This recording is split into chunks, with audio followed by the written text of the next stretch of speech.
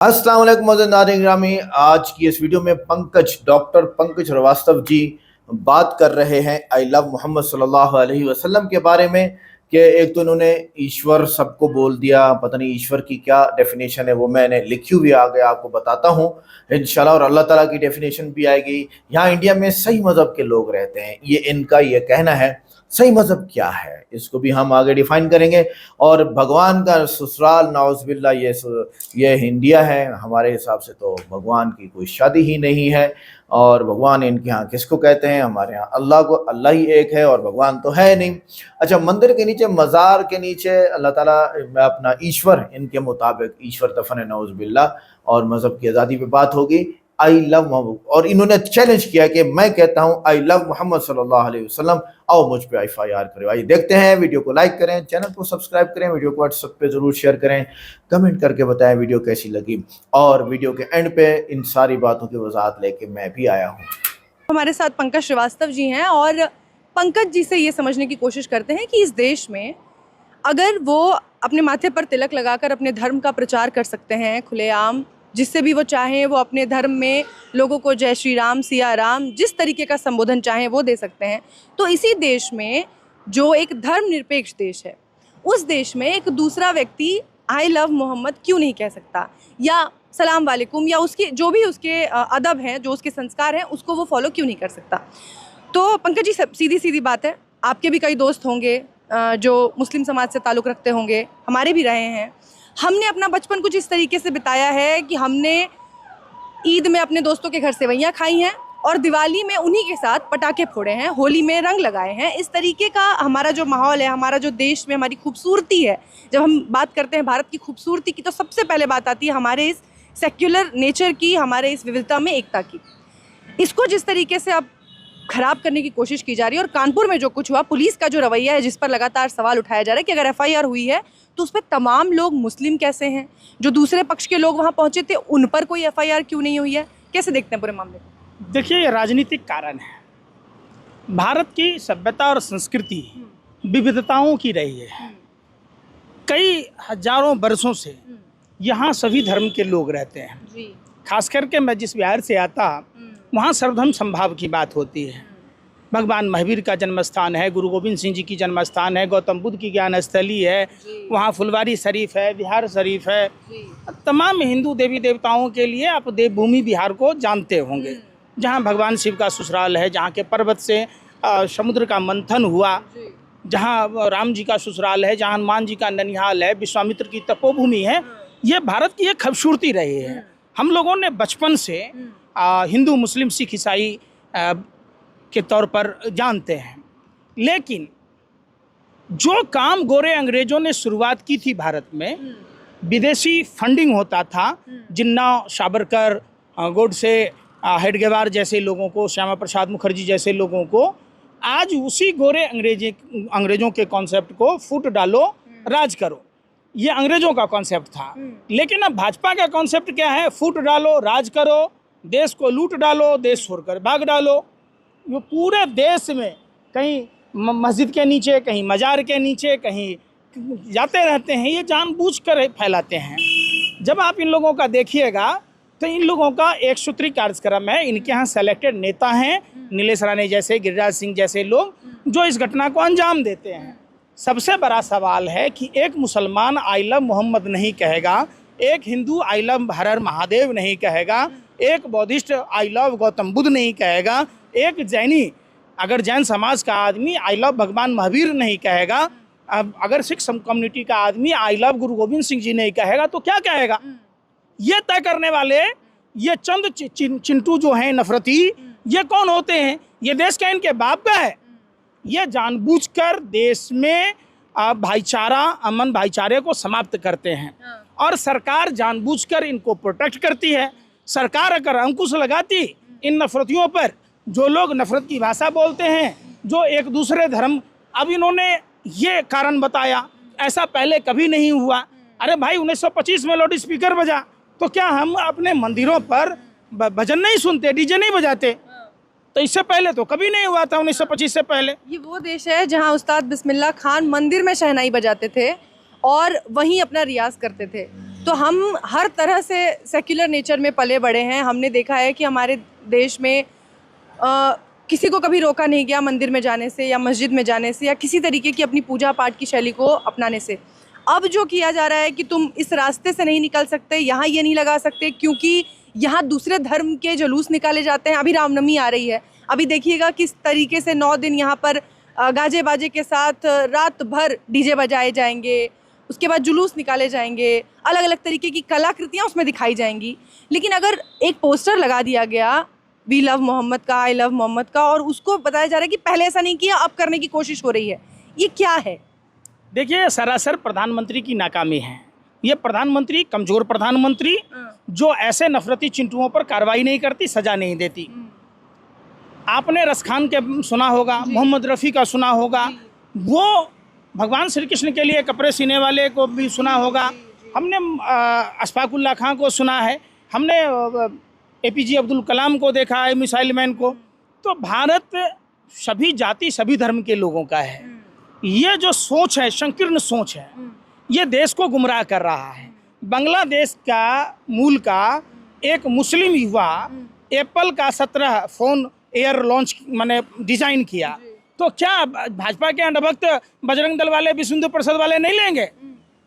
क्या प्रधानमंत्री के घर में चूल्हा चौका नहीं जलता था? मुसलमानों के घर से ईद बकरीद पर खाना आता था, प्रधानमंत्री खाते थे, तो क्या प्रधानमंत्री का बहिष्कार कर देंगे? और बिल्कुल लेंगे। उसमें भगवा रंग आया है, उसको लेंगे ना, उसका भी प्रचार किया जाएगा कि भगवा आ गया। मैं वही चीज कह रहा हूँ कि भी मोदी जी का क्रेडिट दिया जा रहा है कि मोदी जी की वजह से हुआ है ये। देखिए, भगवा त्याग, तपस्या, बलिदान, क्षमा, परोपकार के लिए जाना जाता था। भगवा हिंसा और नफरत के लिए नहीं जाना जाता है। भगवा वही आदमी अपने ऊपर आवरण ले सकता है जो चोरी ना करता हो, जो झूठ ना बोलता हो, जो व्यभिचार ना करता हो, जो रिश्वत न लेता हो। तथागत गौतम बुद्ध का रंग। हाँ, ये सभी धर्मों में है। मुसलमानों में भी भगवा है, बौद्धों में भी है, जैनियों में भी है और सिखों में भी है। भगवा रंग से मतलब है क्रांति, और वो क्रांति है अधर्म के खिलाफ। और अधर्म क्या है? अधर्म क्या है? जो रिश्वत न लेता हो वो धर्मी है, जो रिश्वत लेता है वो अधर्मी है। तो ये व्याख्या नर सेवा नारायण सेवा की व्याख्या सभी धर्मों में है।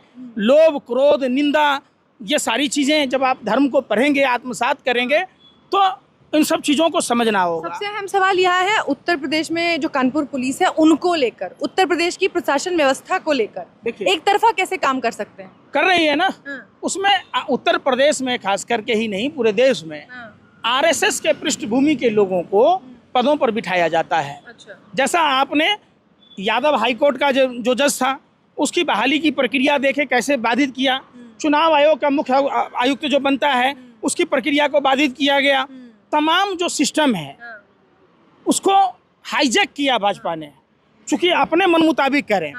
वरना देश में जब न्यायालय थी, किसी की इजाज़त नहीं थी, किसी की हिम्मत नहीं होती थी कि एक दूसरे धर्म के खिलाफ आप कुछ करते, कार्रवाई होती थी। लेकिन इस सरकार में सैया हुआ कोतवाल, हम नंगा नाचेंगे, वो वाली बात है। इनके आका गद्दी पर बैठे हैं और आका के ही मेन मंत्र से ये देश में नफरत फैलाते हैं। भाई, हम कहते हैं आई लव मोहम्मद, कर दो हम पर FIR। अगर माँ ने दूध पिलाया तो हम पर FIR दर्ज करके दिखाओ। हम बोल रहे, एक सनातनी हिंदू बता रहा है जिस धर्म में नर सेवा नारायण सेवा की बात है, जो नर का सम्मान ईश्वर का सम्मान बताया गया है। मोहम्मद साहब भी ईश्वर हैं, गुरु गोविंद सिंह जी, गुरु नानक देव जी भी ईश्वर हैं। हमारे लिए गौतम, बोल रहा हूँ, किसी भाजपाई विश्व हिंदू परिषद बजरंग दल वालों के माँ ने दूध पिलाया, हम पर FIR दर्ज कराओ। हमको हम बाबा साहब अम्बेडकर के संविधान को मानते हैं कि तुम्हारे बाप के संविधान को मानेंगे हम? नहीं चलेगा देश में ये सब। तिलकधारी होकर भी आई लव मोहम्मद क्यों नहीं बोलेंगे? हम आई लव मोहम्मद बोल रहे, हम आई लव गुरु गोविंद सिंह जी बोल रहे, हम आई लव गौतम बुद्ध बोल रहे, आई लव भगवान महावीर बोल रहे। क्या कर लेगा? अरे भाई, संघियों का हाफ चड्डी वालों का देश है, इनके बाप ने कोई दहेज में लाया? अरे भारत में सभी जाति सभी धर्म के पुरखों ने अपनी कुर्बानी दी है। 2600 लोग उम्र कैद की सजा काटे, 221 लोग फांसी की सजा काटे, पता नहीं कितने गुमनाम लोग भी होंगे। तो ये जो पुरखों की आज़ादी में कुर्बानी है, इस कुर्बानी को बेकार नहीं देने जाना चाहिए। और खास करके भाजपा RSS के नेता जो ये ब्रिटेनिया हुकूमत के दलाल थे, आज भी ये बाहर के मुल्कों के दलाल हैं। अमेरिका भारत को क्यों देगा 182 मिलियन डॉलर? आप बताओ, रामलीला मैदान का खर्चा कौन उठाता था? वहाँ तो 10 लाख रुपए से ज़्यादा खर्च था। तो ये विदेशी शक्तियों के हाथ में खेलने वाले कठपुतली हैं। ये गोरे अंग्रेजों की नाजायज़ संतानें हैं जो आज भी भारत में डिवाइड एंड रूल की बात कहते हैं, देश में भ्रष्टाचार करते हैं। क्या ब्रिटानिया हुकूमत लूटा होगा? अरे हमारे पुरखों ने गोरे से लड़ा था, अब ये इन कालो चोरों से लड़ने की ज़रूरत है जो जाली दवाई वालों के साथ घूमते हैं, जो जाली मसाला वालों के साथ घूमते हैं। तो सतर्क रहने की ज़रूरत है। ये धर्म का नाम इसलिए लेते हैं कि जितने देश के लुटेरे हैं, जितने देश के भ्रष्टाचारी हैं, जितने देश के कालाबाजारी हैं, जो जितने देश के ड्रग माफिया हैं, वो सब भारतीय जनता पार्टी के साथ हैं। आप ये कह सकते हैं कि भारतीय जनता पार्टी में जो जितना बड़ा लुच्चा उतना बड़ा ऊंचा, संस्कारहीन लोगों का अड्डा, जिसके राष्ट्रीय अध्यक्ष हैं जयप्रकाश नड्डा। तो नाज़रीन गिरामी, ये थी आज की वीडियो जिसमें इन्होंने बात की कि ईश्वर को हिंदू मत में कायनात का खालिक, मुहाफिज और निगरान समझा जाता है। ये उनके मुताबिक है, इस्लाम के मुताबिक नहीं है।